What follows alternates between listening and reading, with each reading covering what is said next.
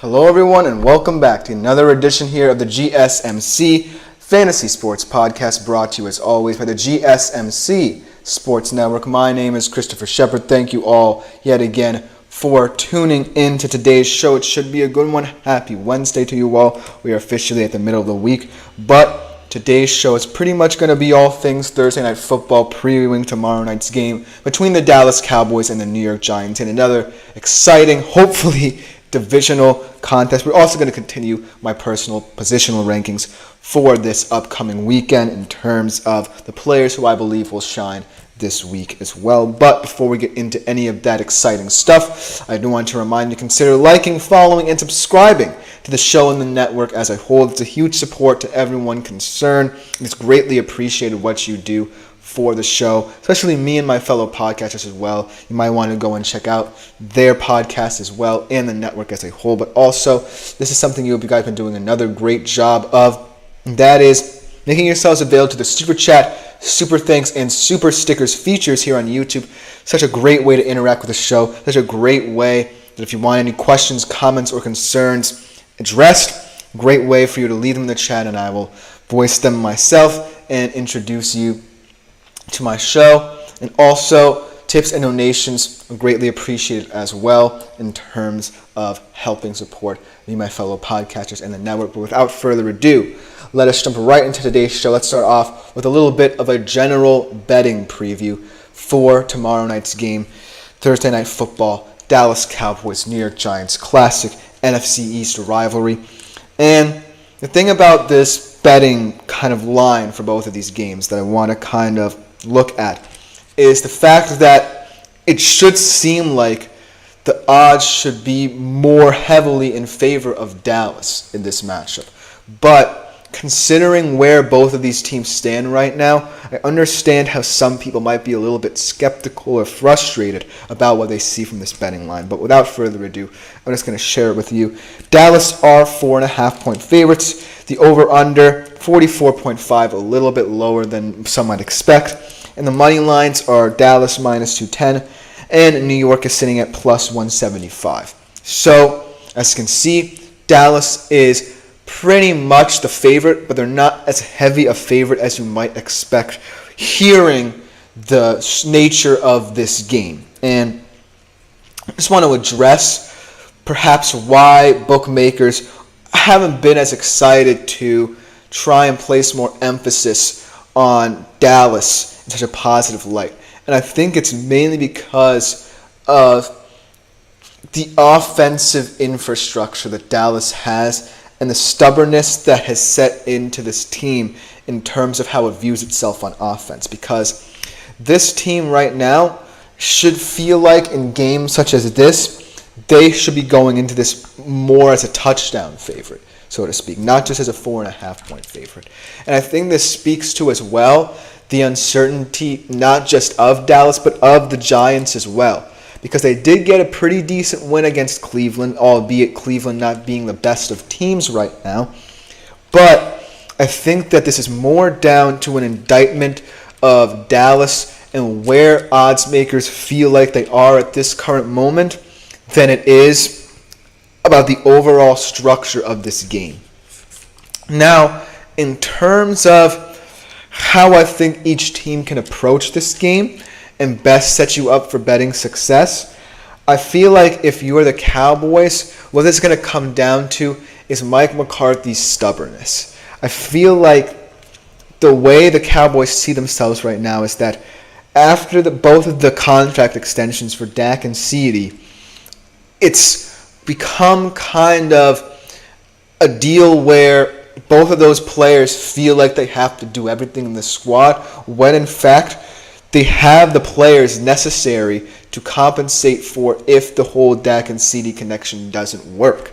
And through 3 weeks, we've seen in week 1, Dak's confidence skyrocketing and being where it needed to be in that moment for them to win that game against Cleveland on the road. But in the past couple of weeks, I kind of feel like what with that confidence waning and what with the whole contract situation being over and done with, there's now a certain regression to the mean of Mike McCarthy's offense. So I feel like if that whole tension surrounding Dak and CD feeling as if they need to be the stars based off their contract is distracting from the overall success of this roster. Because I feel like the other players in this team, like Jake Ferguson, Dowdle, at least on the offensive side of the ball, feel a little bit hard done by, and it's through no fault of their own. And it's also not necessary if you're a fantasy football manager to harp on that, because I feel like this is more an organizational issue. I feel like Mike McCarthy feels like he has too much of a stamp on this offense, that he can have more control over which players have a final say in what they were able to do. And for the most part, it's just Dak and CD right now, it feels like. Whereas if you're on the Giants side, I feel the biggest concern is that now that Daniel Jones has found his new number one wide receiver, how much of that offensive game plan is going to help this team and how much of it is going to hinder what else is around. Because, like it or not, as much as Daniel Jones, Malik Neighbors having that connection will really help Daniel Jones mature as a quarterback, it's going to be detrimental to not just Daniel Jones, but to other receivers if he's not distributing the ball.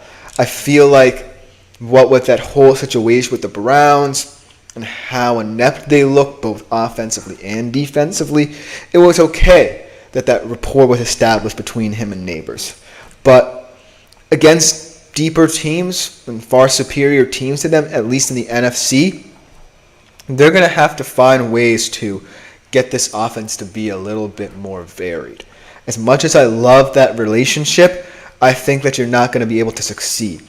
And what Brian Daboll needs to do is say, okay, I feel like we found the one way that this offense can get in rhythm, but I know my offense's deficiencies at the very least, so how do I mitigate for them? Because on the other side of the football, Mike McCarthy just seems to be content to say, I have my two stars, they have the contracts to prove it, and we are just going to go through them and not consider the consequences. Whereas at least Brian Daboll knows who is good on his offense and who needs to improve. Because Devin Singletary, I feel like, has had a very slow start, but for what it's worth, the overall start to the season for the Giants was not necessarily predicated on his immediate success.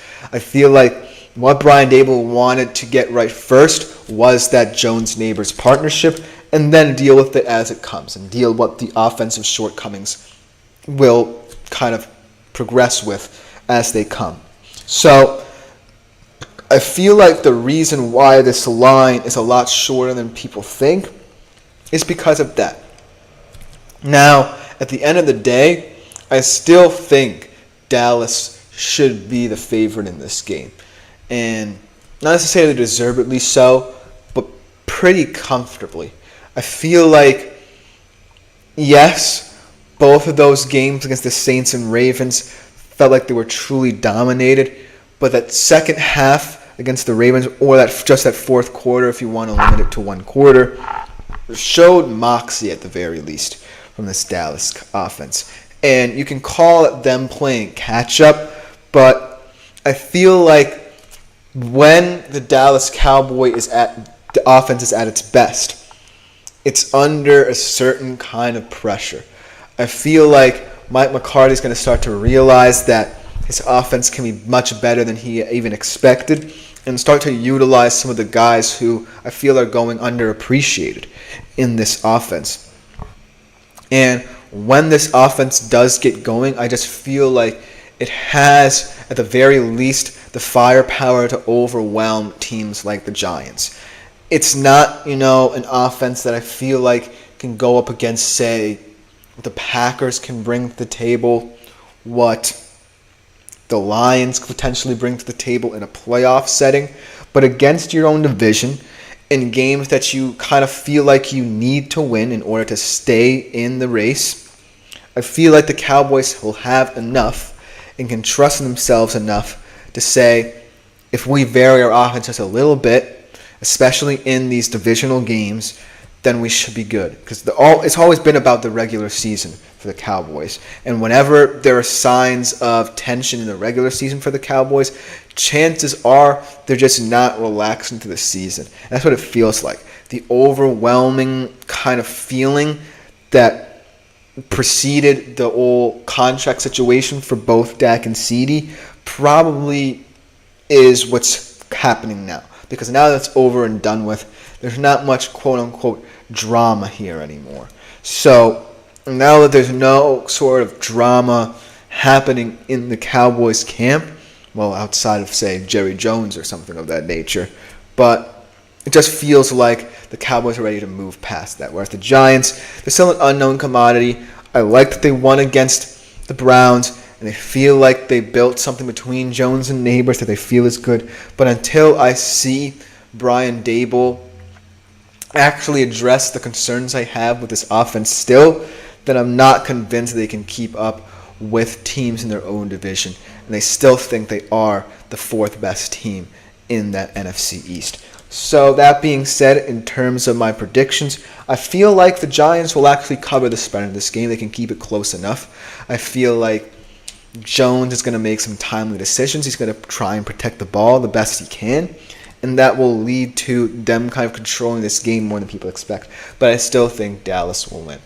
I feel like they're just one step ahead of the Giants right now.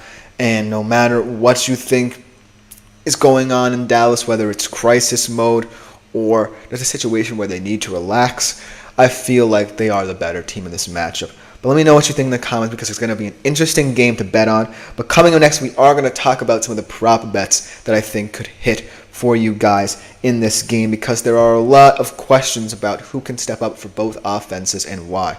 So right after this short break on the other side, we'll be talking about some of the prop bets. But for now, we'll see you on the other side. I feel like I'm losing my mind. Is everybody in the world blind? Please, Lord, give me a sign, a sign. I feel like I'm losing my mind. Is everybody in the world blind? Please, Lord, give me a sign, a sign. I wanna be the greatest. Everybody on the fake shit. I look around and feel like everybody is the fakest. I make this every day and I'm impatient, hoping one day I blow up from the basement. Statement, the top is so vacant. I don't hear shit that I think is amazing. Waiting for my day when I'm playing sold out shows for 1,000 faces. Hey, give me that crown, get in my way and to be put down. It ain't your place, all this my town. If I want that shit, then I'll get it right now. I'm losing it, the noose it fits. I'm losing shit, a stupid myth. You choose to live or choose to dip. You choose to fight or lose your grip and lose a gift. I feel like I'm losing my mind. Is everybody in the world blind? Please, Lord, give me a sign, a sign. I feel like I'm losing my mind. Is everybody in the world blind?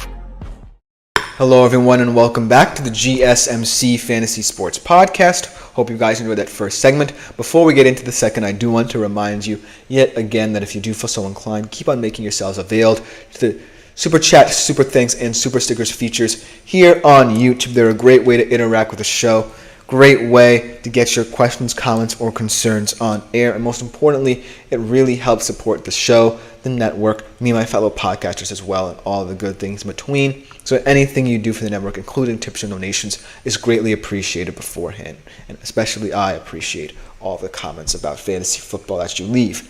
Without further ado, let's jump right into our second segment for today's show, which is more of a prop bets look ahead for Thursday Night Football.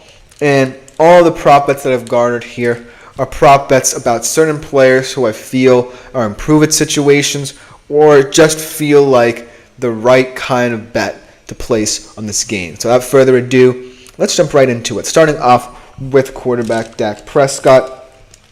Now this bet kind of feels weird to talk about, but I think he's going to hit the under in terms of his passing yards. Under 266.5 passing yards. And the reason why I think this is because I'm starting to believe that Dak Prescott isn't necessarily the problem because of his contract. He's the problem because Mike McCarthy's kind of keeping him in this limited world where he's too honed in on trying to make him and CD seem like the stars, when in fact I feel like there could be many stars, or hidden gems at the very least, in this Dallas offense. I feel kind of weird about, Mike McCarthy not necessarily trusting the run game as much. Yes, the run game in and of itself has been atrocious over the past couple of weeks. As thank you for the tip, Meryl Shepard, my mother, leaving a tip. Thank you so much. But at the end of the day here, Dak just feels to me like he's either going to have a game where he's going through the motions or he's going to have a big game. Last week was kind of somewhere in between. As he was trying to lead a comeback attempt, and he kind of had to be the hero and play hero ball in that game. But this game, there just feels like a weird disconnect. We're going to talk about him in a Start 'em Sit 'em segment in a better light, but right now, the light that I see Dak Prescott in is just a very kind of Jekyll and Hyde performer right now. I'm not necessarily confident that he'll always put up good stats, but I can't ignore the fact that he has the opportunity to. So Dak Prescott's just a very weird quarterback to place a prop bet on. In the future, you might want to look at that. But for this game, I just feel like there will come a moment in time where something or other, some kind of barrier between himself and this offense will build up. And I don't know. I just feel like that seems like a right bet or a safe bet to place. In terms of his receiver, though, I think he's going to hit the over. CD, he's always going to have big games. And I think that, CD Lamb is just someone that you can always rely on, even in a slump, to kind of break through and help this offense. I'm less worried about him than I am Dak because, he's just catching the balls Dak throws to him, not, having to almost play for the both of you. So CD, I feel like, seems like a safer bet for the Cowboys, even though I want to see more out of this offense. I feel like Dak is going to have moments where he's really honed in on feeding him the ball, and there will be some head-scratching moments from Dak.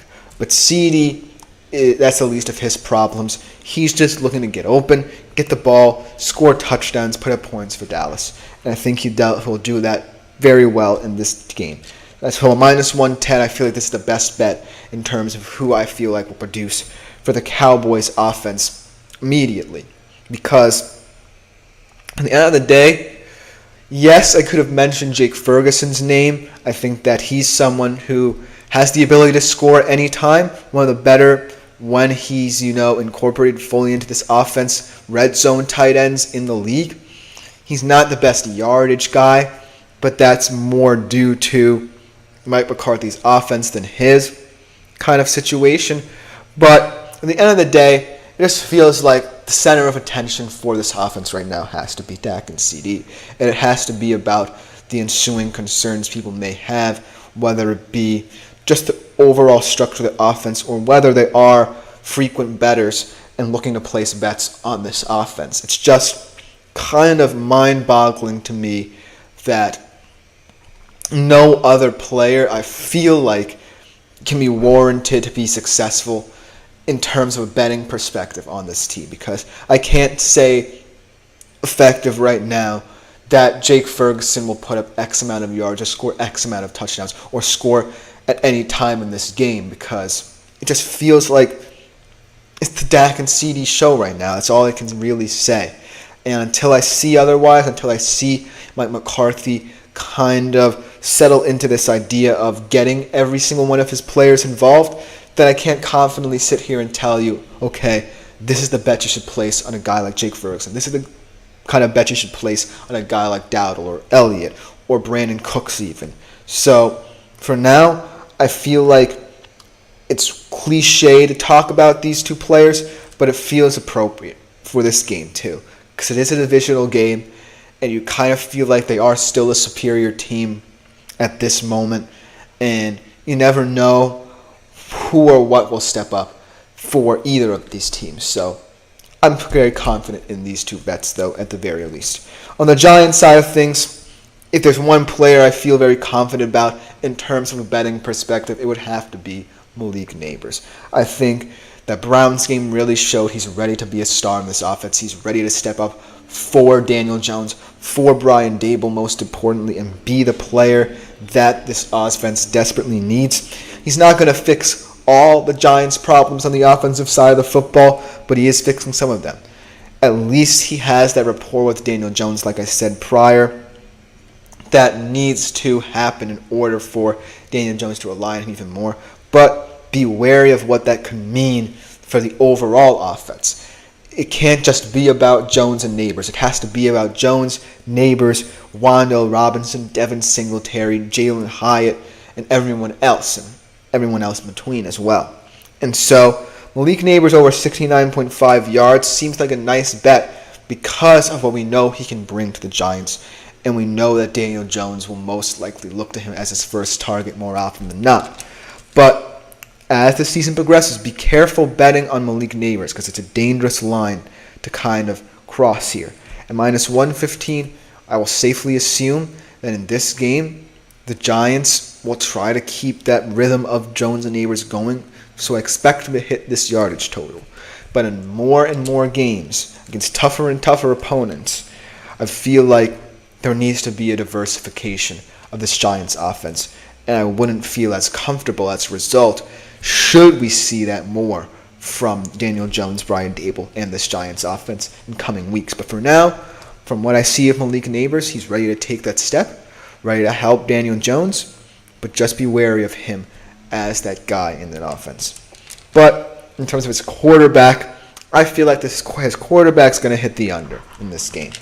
At 198.5 yards, yes, it's kind of a low total, and it kind of feels like a game where Daniel Jones will try and play the dink and dunk game to get his yardage in that regard, try and control the clock and the ball as much as possible. But he's not someone who I guarantee will put up big yardage week in, week out. He is someone who, more often than not, is looking to protect the football now. And at the very least, he now has someone in Malik Nabers that can make that happen. But if you want to get the best out of both of them, as Tap to Learn says, Zimmer defense shaky as all get out. Yeah, I can see that. But at the end of the day, I feel like this offense for the Giants is just as shaky. I would love to say that Daniel Jones, Malik Nabers connection fixes all their problems, but I can't get past the fumbling of Devin Singletary. I can't get past the shakiness of that O-line. I can't get past the fact that, Wan'Dale Robinson and Jalen Hyatt have struggled to become nice route runners to supplement Malik Nabers' vertical threat and his strength in the air. So right now, yes, I feel like the ball can be moved on this Cowboys defense, but in what way is going to matter, because right now, Zimmer is someone who at least has pieces that can slow down opposing offenses. And the Giants right now just have one piece that they can rely upon on the offensive end to keep the tempo of their offense going. So until I see more pieces that supplement that kind of rhythm that Daniel Jones, Malik Nabers are trying to build, then I can't say confidently that the Giants offense will have a certain tempo to it in this game. So that's why I'm taking the under here for Daniel Jones. But it's a good point, because the defense of the Cowboys is an integral part of how this game will play out, and it has been shaky. It's been very disappointing to start the year, but it's kind of the same old story, right, that we get with the Dallas Cowboys defensively. They can't necessarily stop the run. Teams exploit that, like we saw with the Ravens, like we saw with the Saints, and overall, I just feel like the Saints and the Ravens are in a better place to do that than the Giants. Is Brian Daboll comfortable with putting the ball in Singletary Terry's hands 25 to 30 touches a game? I don't think so. And I don't think he's right in doing that in this game. I feel like you gotta work with what you have and work with what you're comfortable with. And what I feel like the Giants are comfortable with now is feeding the ball to their wide receiver one, Malik Nabers. And I'm not saying that it could be to positive effect in this game. I'm just saying that's going to matter in terms of Daniel Jones' confidence. It's kind of a cycle here for the Giants. What's more important right now? Daniel Jones' confidence or the overall offense? I think Daniel Jones' confidence takes precedence first, and then you can build from there. Because I would rather see Daniel Jones willing to protect the football, willing to acknowledge Malik Nabers as his wide receiver one, and most importantly, trying to keep this offense on schedule than, having this all crumble to pieces after such a positive result against Cleveland. So, while I think that the under will hit, look for him to go early and often to Malik Nabers, and that connection, at the very least for the Giants, will try and keep the ball moving. But let me know what you think in the comments. Tap to Learn made an excellent point, but we have to take a quick break. On the other side, we take a little bit of a respite from talking Thursday Night Football and switch over to my personal rankings when we're continuing them with the wide receivers, the guys who I think will shine best in Week 4 and Sunday's slate. We'll be right back after this short break. Looking for your daily fix of sports talk without having to pay for it? GSMC Sports Network is available on YouTube. Just search GSMC Sports Network. Get your fix of daily sports talk shows on YouTube, absolutely free. NFL, college football, NBA, MLB, MMA, UFC, fantasy football, and so much more. GSMC Sports Network has shows running all day long, with new sports shows starting every 2 hours. Just like on your favorite cable sports channel, except GSMC Sports Network is absolutely free. Just search. Hello, everyone, and welcome back to the GSMC Fantasy Sports Podcast, brought to you, as always, by the GSMC Sports Network. Hope you guys enjoyed the first 2 segments talking Thursday Night Football. We will get back to it kind of at the end of this show. We're going to take a little bit of a respite from it and switch over to continuing my personal rankings at different skill positions for this upcoming week in fantasy football. Continuing with the wide receivers, a lot of good matchups, a lot of good divisional matchups, mind you, kind of giving you a little bit of a hint of who I'm going to talk about in this segment. But overall, the 4 players who I've compiled have interesting matchups. They're pretty tough if you ask me, and you might say that the opposing teams and opposing defenses they'll be facing might even have the upper hand in each of them. But that's why I like presenting who I believe will stand out based off of matchups. Again, this is before even Week 3 starts, and I see these receivers in action.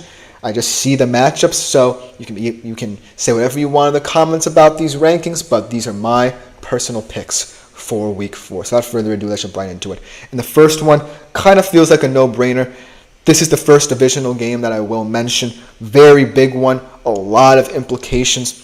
One team trying to prove that they are, in fact, for real. The other team potentially getting their quarterback back, and this one making it a little more interesting. But Justin Jefferson, wrong graphic there. Justin Jefferson going up against the Packers in a game that he hasn't really had much action in, if you think about it.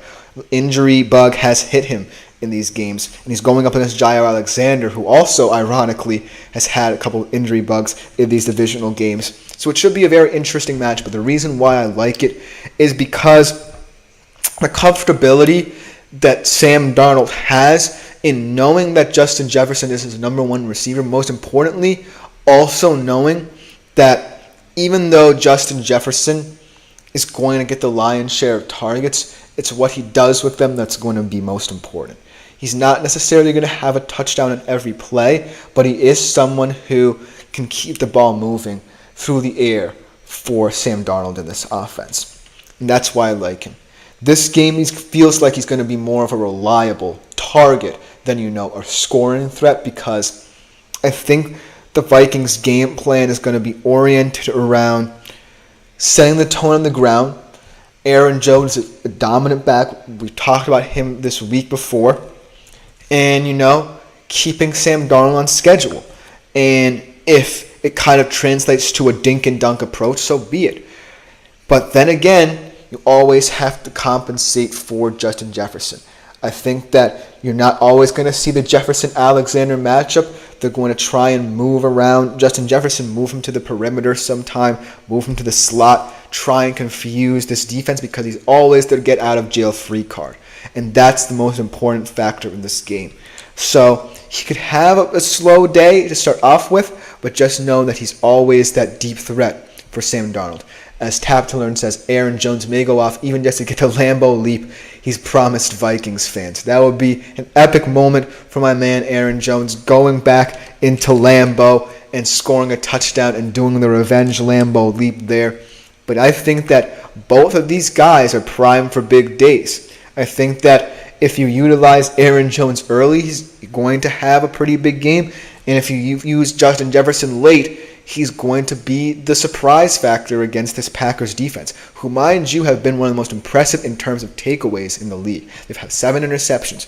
So you have to keep ahead of schedule if you're Kevin O'Connell. You have to realize that you've got to run to pass in this game. It's not always going to be easy against that Packers secondary. So look for him early to run the ball. But Justin Jefferson, when he's on the field, he's going to have an immediate impact, whether positively or negatively. Then the next guy I want to talk about, hopefully he doesn't gash us too much, Amon-Ra St. Brown. This is kind of one of those moments where he's someone I want to root for, as he's on my fantasy team. I just love him as a wide receiver in general, but he is going up against my Seattle Seahawks. But I am going to have an unbiased opinion on him in terms of a fantasy perspective. He's had a pretty decent season, albeit, against decent competition, but he hasn't really been the guy who was an all-pro last year just yet. And I feel like in this game he has the opportunity to, because this game actually is more important for both of these teams than you think. For the Seahawks, they want to prove that they're for real in the NFC at the very least, move to 4-0. And for the Lions, this feels like a prove-it game for the rest of their offense outside of David Montgomery and Jahmyr Gibbs. When I look at what the Lions offense has done, it's been much more run dominant. And I don't know if because Jared Goff is just not feeling it right now, or it's because, they feel like they can dominate on the ground more often than not. But you still have a weapon like Amon-Ra St. Brown who can move the chains, is smart about that, more intelligent rather than, trying to get the superstar plays. And, you have Jameson Williams as well, who's a huge factor in this offense. It's a deep threat. But at the end of the day, I feel like the reason why Amon-Ra St. Brown is my play in this game is because of his ability to kind of calm the rhythm of this offense. Calm Jared Goff, most importantly, down as well. Because I love that early on, Jared Goff likes to have the deep shot with Jameson Williams available to him. But Amon-Ra is just that guy who, on 3rd and long, 2nd and long, is always open and reliable. He's kind of like that guy in your middle school gym class who is just always going to get open and do what's best for the team, most importantly. So look for him to be a sneaky play. I hope that he has a good fantasy game, but in real life, I'm still rooting for my Seahawks, but I'm also rooting for my man Amon-Ra. I think that he will have a big game, depending on the game plan, because I feel like the Seattle defense right now, as far as good as it's been, hasn't really played anyone. So we're going to see if the Lions feel like they want to run the football, so be it. But the pass game might be a more viable option to beat Seattle. So look for Amon-Ra St. Brown to be an X factor either way. Next guy I want to talk about kind of had a slower start to the season than I expected, but is going up against a pretty easy defense this week who just got blown out against the Bills on Monday Night Football, and that is Nico Collins. You see, I'm not worried necessarily about the Texans, especially seeing as to how they're in a very weak division this year. I have no faith in any of the teams outside of Houston in wanting to win this division. So expect this game to be a huge blow, and I expect Nico Collins to be a huge part of that. I feel like that game was just a matter of Brian Flores being in his bag defensively for Minnesota more than it's an indictment of C.J. Stroud. And for some reason, he does kind of have one or two of those games a season where he's kind of slow to make better reads than he does in better games for him. So I feel like that's one of those games where he's going to put it aside, put it in his past, and just focus on the season ahead. And Nico Collins is always going to be his number one target. I was kind of questioning how this wide receiver room would pan out, but for now it's looked like Nico Collins has been the best guy as Frizz ILL, or Frizzy LL, sorry if I pronounced it incorrectly. Hey, how's it going, man? Hey to you, my friend. Welcome to the GSMC Fantasy Sports Podcast family. If you have any more questions, comments, concerns about anything I talk about, feel free to leave them in the comments section, my man. Let's get back to Nico Collins for a quick second.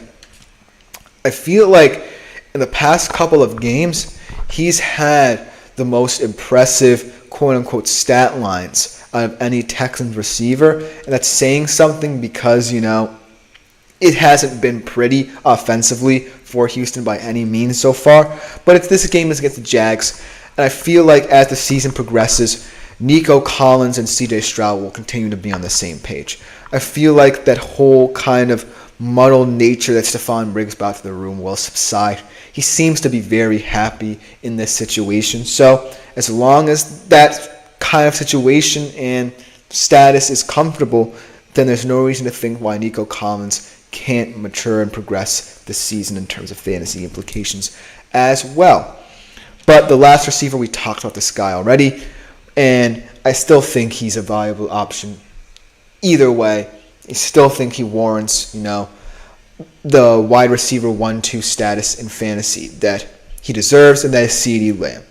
I think that, he really has nothing to lose in tomorrow night's game. He really has nothing to lose because I'm going to say something that might shock a couple of people, but when you really think about it, as Frizzy does have a question for me, a trade question at that. Right on, my man. I want to pick up James Conner, was going to offer Devontae Smith, and likely is that too much. He does have Calvin Ridley. That's a very interesting trade, and I think that if you switch Calvin Ridley and Devontae Smith, that trade can still go through. We talk about James Conner a lot on the show. Seems to be a very popular hot commodity in terms of fantasy football right now, and he should be because he is someone who at the end of the day, I don't really know what the Cardinals offense is right now or what it can be, but at the end of the day, he is someone who can keep it on schedule at the very least. I feel like, yes, the Arizona pass game is going to get more potent as the weeks go on, but it also can be a little bit kind of bad and all muddy if James Conner isn't keeping it on schedule. So that's the reason why I feel like a lot of people are valuing him, and you're right in valuing him. So I would say if you get rid of Ridley, keep Devontae Smith. I kind of like him. Obviously, that concussion will keep him out for at least a game. But I like him as a wide receiver too.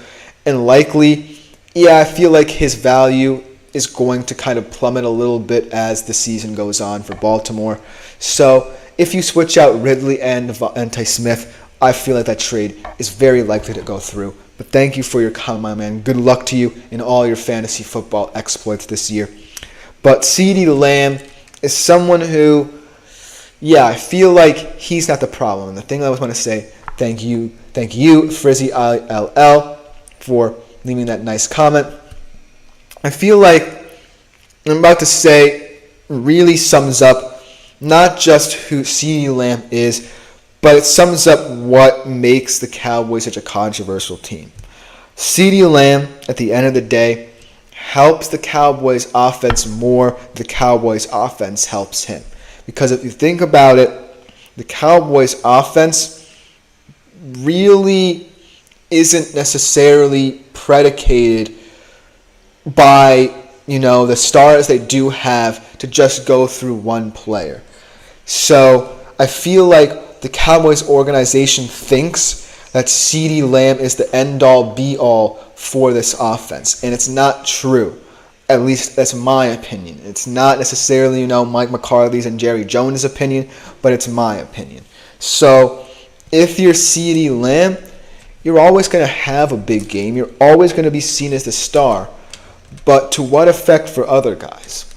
And yes, I feel like in this game against the Giants team that you want to win against, and you know that you should win against comfortably.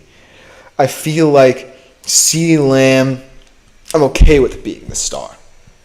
But I feel like as weeks go on, I'm going to kind of wean off the CeeDee Lamb hype a little bit. I'm not that invested in him having success over and over again, and I'm not ready to say that I'm comfortable with him having that much success in this offense just because, you know, he is their star player. But take it with a grain of salt. I really think that, you know, all four of these guys have a point to prove this week against teams that either they should perform against or teams that you want to make a statement against. And so make of this what you will. This is just my opinion. Let me know what you think in the comments as well, because there are a lot of guys you could say warrant a start for you. But coming up next, we look at some fantasy tight ends. And that will be the last of the skill position players for my personal rankings. We'll be right back on the other side after this short break with that.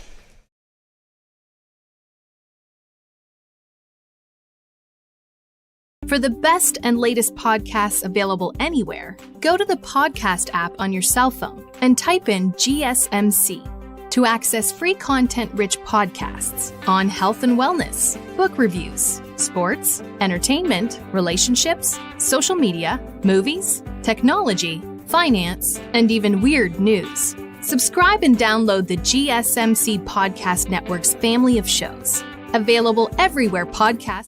Hello, everyone, and welcome back to the GSMC Fantasy Sports Podcast. We are going to kind of round out our skill position player rankings here for the upcoming week 4 in the NFL, with our tight ends. This list as well, a lot of prove-it players, but a lot of players who I think are hidden gems, sleepers, kind of along that vein as well, and guys who I feel like at this current moment might be the best performers right now in all of fantasy football. So without further ado, let's jump right into it. Starting off with another guy from the Dallas Cowboys we talked about a little bit at the start of the show, who I kind of want to give him his flowers, and that is Jake Ferguson.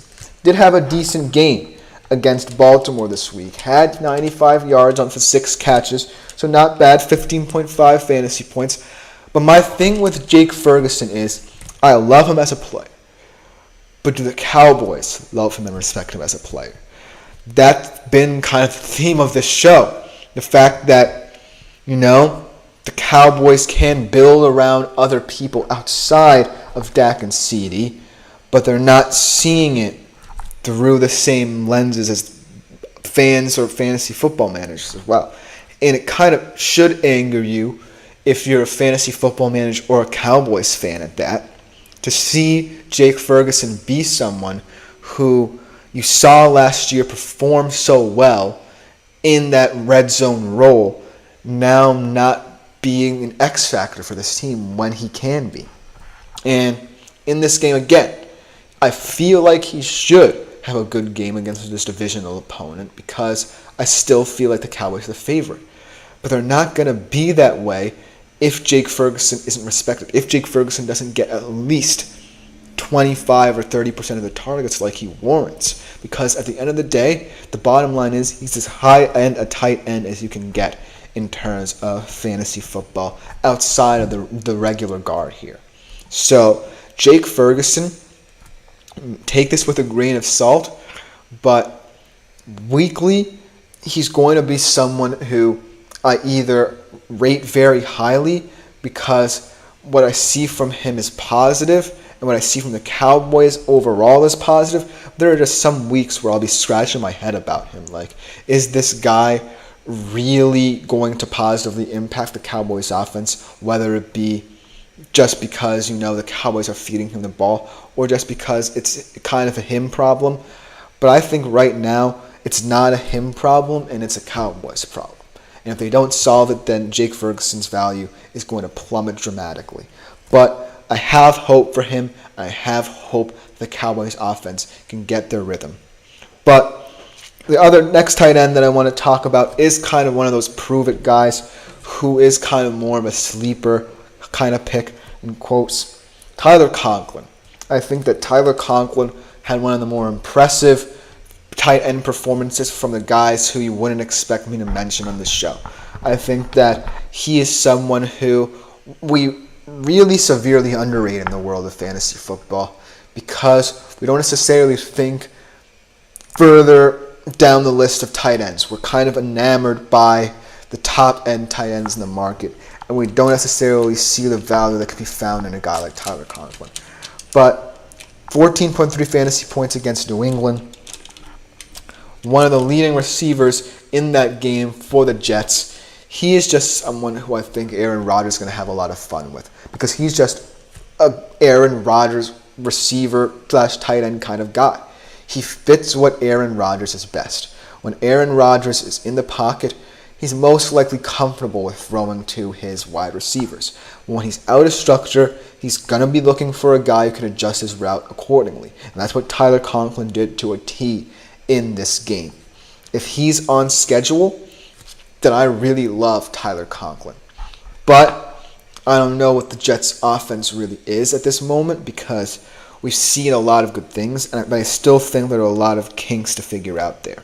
I still think that they're kind of going through the motions, and the teams that they have wins against aren't as impressive, so I want to see them do it against far superior AFC competition, or competition that they should feel like they want to beat in order to get to quote-unquote Super Bowl contender status. But as of right now, Tyler Conklin could be an interesting play for the rest of the season because a lot of people are not familiar with his game. A lot of people might be thinking that the Jets' offense might be a gold mine later in the season. So, for now, get him while you can and appreciate him while you can as someone who could potentially be a sleeper target for Aaron Rodgers throughout the rest of the year. So, especially in this game as well, where you're facing a Broncos defense that is predicated on both stopping the run and locking down your team's number one receiver with Pat Surtain, you can look to other tertiary options outside of your usual suspects for the Jets and Garrett Wilson or Allen Lazard and look to Tyler Conklin. So I think that he's a nice little play here for you this week. And then Trey McBride, he's just been a very weird fantasy player to start the year. I had really high expectations for McBride coming into this year, but there have been some games where he's had high yardage totals, had high target share. There have just been some games where he's fallen kind of flat and fallen short of expectations of what he can be in this Cardinals offense. Yes, I get that they're trying to fit in Marvin Harrison Jr., trying to make him more of a star player. But at the end of the day, Trey McBride is still someone who you should value a lot. He's a big body receiver, hard to compensate for opposing defenses. And I really think he's just someone who can line up anywhere along that line of scrimmage and get you good yards. And so I think that it's all down to how Arizona is going to value him in the weeks. But against the Commanders, I feel like he's going to be an interesting target because I feel like the Commanders' struggles lie in mitigating for different profiles of weapons and receivers. For example, against the Bengals, Joe Burrow for the most part was comfortable in getting the ball to Jamar Chase, but he was comfortable as well in going to guys like Yoshavas and Gesicki out of structure. So I think that, there are moments to be had for this Arizona Cardinals offense where it's not just all about Murray and Harrison. It can be about McBride getting several touches here. So look for Trey McBride to have a big week in that regard. And then Dalton Kincaid. What more can we say about this kid? I feel like, yes, you look at their performance, and the fact that Josh Allen has been just so good at distributing the ball to all the receivers they have in this roster, but Dalton Kincaid is still like the guy that I really love as the best skill position player. Outside of, James Cook, because I still love James Cook. And to have both of them on my fantasy team is quite the treat because I know that, yes, there are a lot of mouths that Josh Allen wants to feed in this offense, but they're the two guys that I know that Josh Allen really appreciates and most importantly utilize to great effect. In the receiving game, I feel like there's no better connection between wide receiver and tight end, no better communication than Josh Allen and Dalton Kincaid right now in the league.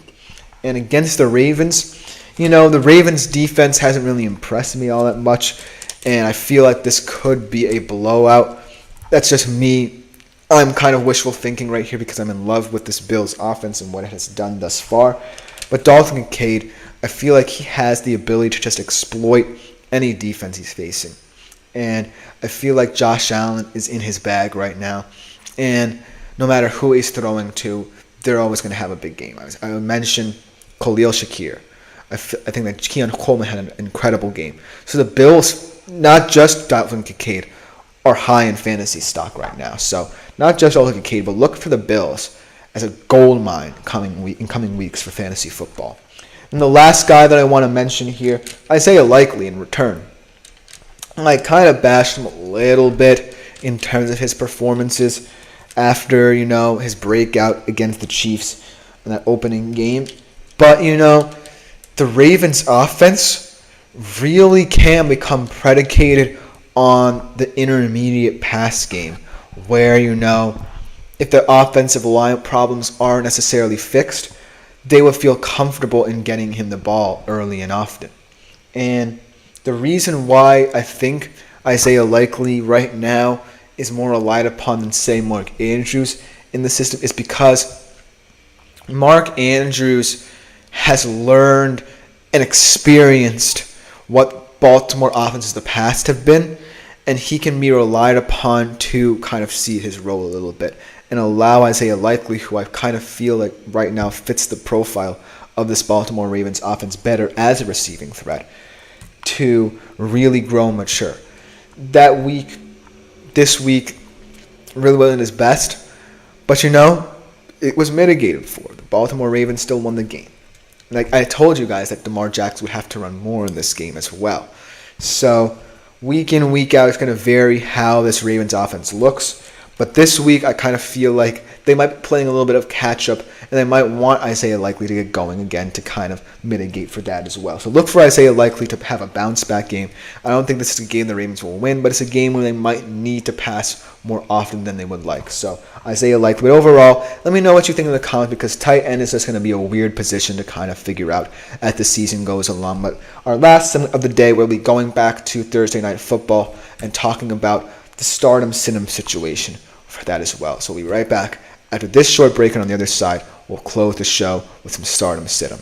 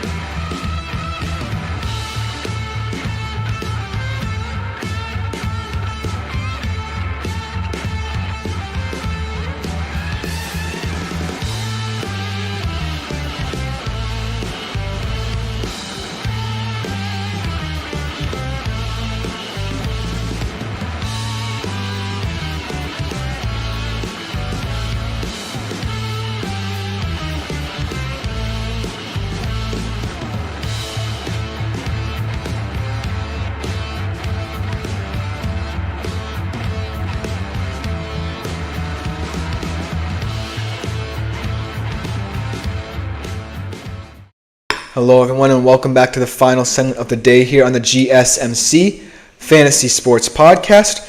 I hope you guys have enjoyed the show thus far. Our final segment will be returning to the topic of Thursday Night Football and going over some of the stardom-sit-em situations we have here.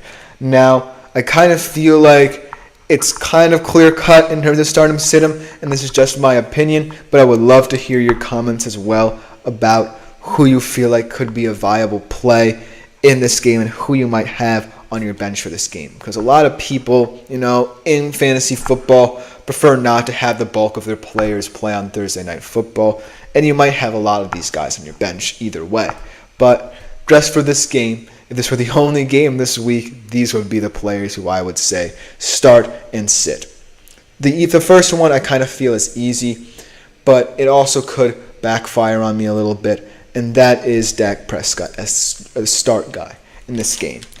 He's kind of fantasy quarterback where you're not necessarily, willing to start him week in, week out, but you're not kicking yourself over kind of mistakenly leaving him as your starter, He's one of those guys who, week in, week out, at least can be relied upon to put up good yardage, but he's not, the guy like Allen or Burrow who you can be like, okay, I need this guy to start for me every single week of the season. But for this game, like I said, I'm more concerned about what the Cowboys offense looks like than what Dak Prescott looks like right now. Because Dak Prescott could be a problem as the season goes on, but he's not the biggest problem the Cowboys have to fix. I think that, after that initial confidence in that Cleveland game going into these other games, it was just kind of a reality check. But as the season goes on and he's playing more divisional games, in games that he feels like he can win, he's going to be relaxed. And that should be enough for some games where you feel confident saying, hey, maybe I can start Dak Prescott. And in deeper leagues, he adds value as a QB2, most importantly. So right now, I feel like this could be a week where you're not necessarily miffed that if you mistakenly start him, then your team is screwed. I think that this is a week where you feel kind of comfortable saying, oh, Dak Prescott could be an interesting starting QB for me this week, and I'll be fine with that. Because this matchup, at the very least, you kind of have to favor him in. Not necessarily as heavily as prior years, but he's still the heavy favorite in this game. I think he'll put up good numbers as well. But a guy who I think you have to sit, and I could have said any number of Cowboys running backs this year, but it is Ezekiel Elliott. As Frizzy LL has another comment as well. Roschon Johnson or Tyler Battier, who just got signed today, to pick up moving forward in the season? This is an interesting question because this is in the weeds of the running back market, my friend. This is a very, very deep question here because you're probably looking at these guys as RB3s, really kind of deep bench players who you might throw into your team a week or two in a desperate situation.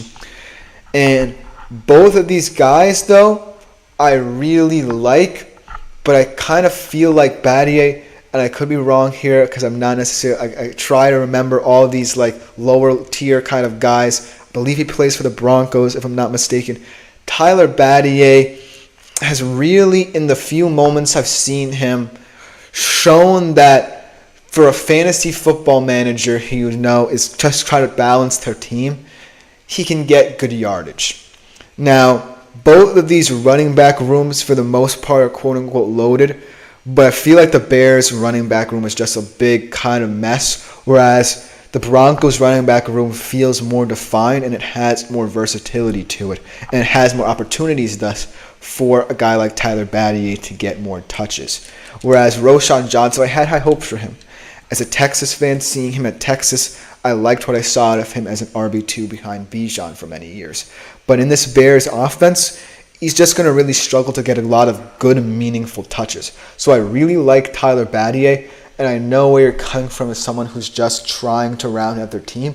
So I kind of feel like this question could have gone either way, but just based off of what I see from both their offenses and the eye test, I like Tyler Battier a lot, if that helps you out. But good luck to you in determining who is your RB3 or just another little bench player for you to balance out your team. And in terms of Ezekiel Elliott, another guy who's falling lower and lower in the running back pecking order in fantasy football, I could have put any Cowboys running back up here. I guarantee you guys would probably have had no qualms with me here. I just feel like no matter who's out there on the field in the run game for the Dallas Cowboys, they're going to have a hapless situation in front of them. And it's through their fault or their own, like I said. I can harp on all the situations in which the Dallas Cowboys, as Frizzy LL says, yeah, it helps me. I think O-line is also better for the Broncos anyways, which helps. I think that's another fantastic point as well. I think that the Bears' offensive line just makes life difficult for any running back. For example, I myself have a Bears running back in my fantasy team as my RB2, DeAndre Swift. I expected him to have a big season because wherever he's gone, whether it be the Lions, the Eagles, or now Chicago, I feel like he can add impact to this team, but he just hasn't. So I agree with your sentiment a lot. It also comes down to O-line play. I think that O-line play really matters, especially for a guy who you view as an RB3 in real life and in fantasy in terms of rounding out your team. So, speaking of, though, O-lines that might be a little bit worse than we expected in terms of helping the run game, Ezekiel Elliott. I think that he's an immediate sit in my mind. I wouldn't start him for the rest of the year. I wouldn't start any Cowboys running back for the rest of the year. I know a lot of people liked Rico Dowdle as a nice play. I don't trust him. And it just seems like they made a really, really, really terrible decision in letting Tony Pollard walk. Yes, I know we want to commit money to CeeDee Lamb, but that's, again, the fruits of your decisions are playing out in the field right now. If you had Tony Pollard, maybe this offense would be a little bit more balanced. So what goes around comes around for Dallas. But let's get to the Giants side of things a little bit. And this is an immediate start for me, in my opinion, after what we saw of him in that Cleveland game, Malik Neighbors. Now, he's kind of a little bit of a tentative play for me as well, because I think that this game is going to be a little bit more tense for the Giants offensively in terms of, trying to get ahead of itself. But as long as, Daniel Jones, Malik Neighbors stay on schedule with each other, and as long as, most importantly, the football is protected, then I feel like Malik Neighbors can have a touchdown or two and decent yardage in this game. I think that, as Hunter18 enters the chat, thank you for watching, Hunter. I think that Malik Neighbors is going to be someone who you're going to appreciate a lot if you're, say, in a PPR league later in the year. But he does kind of feel like more of a dynasty league kind of guy. If you are anyone else in the chat is a dynasty league kind of player. But I feel like, as Hunter18 actually says, would you start Wan'Dale Robinson or Michael Wilson this week in a PPR league? I was just about to mention Wan'Dale Robinson as well as potential sit option, so I think that answers your question. But actually, I don't necessarily like Michael Wilson all that much. These are both guys who I would potentially sit this week, but if you had to, give me one option and force me to say one option, I would go with Michael Wilson, because Wan'Dale Robinson, for the time being at the very least, is not someone I rely upon all that much. But in this game, it's obvious who I feel like Daniel Jones is going to be comfortable with, and I hope it's not to the detriment of this Giants house, because I still feel like the sky could be the limit for Wan'Dale Robinson. I think that he's actually the second best receiver on this team when all is said and done for Daniel Jones. So I think that in the future, maybe I would have more positive things to say about Wan'Dale, but right now, I don't have much confidence in him. But Malik Neighbors, I kind of do have confidence in, especially in PPR leagues in the future. But then the sit guy is Wan'Dale Robinson, like I said. As Hunter18 said, I'm benching Wan'Dale, though. I guess I can start him. It will be kind of a push-pull situation here, because I wouldn't fault you if you think that, the Giants' offense will try to get him the ball more. But I feel like right now the most important thing that's going for the Giants right now is that Jones-Neighbors connection, and it could lead to the detriment of guys like Wan'Dale and Jalen Hyatt. And so, as actually I think he's mentioning Jalen Waddle as well. So I think that, any option right now for you that seems viable could be the play for you, as he does say that it is Jalen Waddle, because both of these guys right now are not in the best situations, you would say. I still think that Michael Wilson, though, would be the best play, but that's just me. And these guys are really in situations where I don't see them getting the ball that much either way. But the reason why I think Wan'Dale Robinson for now is a sit, because I just feel like it's going to take some time for Daniel Jones to get away from the whole Neighbors narrative a little bit. I feel like he's going to, like I said, he's going to want to feed Neighbors the ball early and often in this game. And to keep ahead of schedule, though, in the future, he's going to need to understand that Wan'Dale Robinson can be a viable asset for him. So in terms of fantasy, though, I don't see a path where Wan'Dale Robinson's going to match the numbers of Malik Neighbors in the near future. So for now, this week, I would say that benching Wan'Dale Robinson is a smart decision, and Jalen Waddle, and starting Michael Wilson, at least for you, Hunter 18 is a viable option. For any other fantasy football managers out there, Wan'Dale Robinson is a sit for me. But let me know what you think in the comments. That will just about do it for today's show, though. It has been a great show today. Thank you for all the comments. Keep them coming. The super chat, super things, and super stickers features here on YouTube. But this has been the GSMC Fantasy Sports Podcast, brought to you as always by the GSMC Sports Network. I've been Christopher Shepard. Consider liking, following, and subscribing to the show and the network as well. Always a great way to support us all at the podcast network. It is greatly appreciated as well. But we'll be back here same time as always, 3:30 p.m. Eastern, with another great show ahead for you guys. Thank you for tuning in. I am out.